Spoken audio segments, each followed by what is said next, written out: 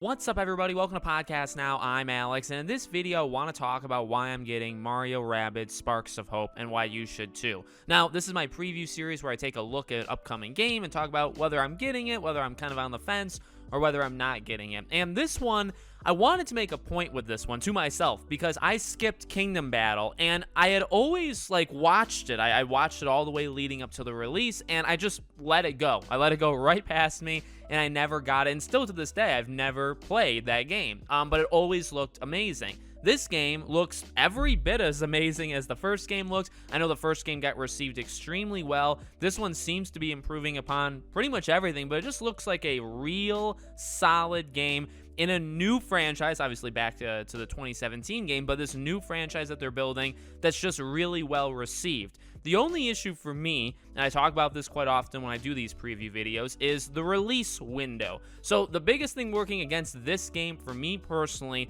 is when it releases. It's a really bad spot, at least in my opinion, and that's October 20th. So October 18th is A Plague Tale and Ghostbusters, which we've actually made videos on both of those. And then a day later is Gotham Knights, which is quite big to me personally, Scorn, and the new Tales from the Borderlands game. So yes, during that section of time, that 1 week in October, there are games for pretty much everybody. You got your Nintendo Switch exclusive with this game, and granted, that would, I think, help this game out, right?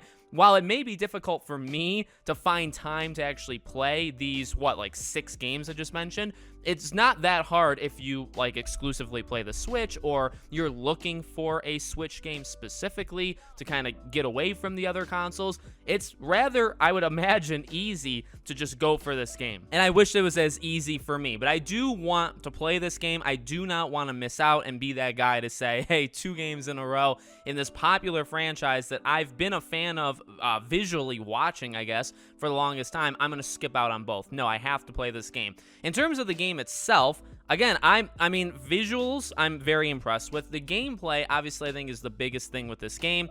It definitely is different. I remember it being different when, Kingdom Battle came out or was getting ready to come out. And there was a lot, at least in my view, what I saw online, there was a lot of people questioning whether it could work or not. Now, I think we're long past that. I feel like the gameplay clearly works. There have been some improvements. It just looks very, very good. It looks very fun to play. It's obviously strategic, and that can kind of range depending on how good or bad you are as a player. But it just looks like a very fun game to go through. What are we really expecting with a game like this, right? But to walk out of this game and just be very happy, let's say, with the visuals, and then to just have the gameplay, various maps, different kind of locations, different kind of things that are going on, different enemy types, different weapons, different characters, which we're going to get all those things, right? As long as we get those, and it's fun to play, and the gameplay is rock solid, which I can't imagine it wouldn't be, that's kind of it. It's a safe game. I think this game is one of the safest games that are coming out. I don't think there's a huge range of could this game get a 3 or 4 out of 10? No. Is this game going to get necessarily a 9, 9.5, or a 10? Maybe, but I feel like these games are solid 8 to 9, games. You know what you're going to get. You're going to have your fun. It's a game for specific players, right? Because that combat is more strategic. It's almost more of an XCOM kind of style, but for Mario Rabbids, right?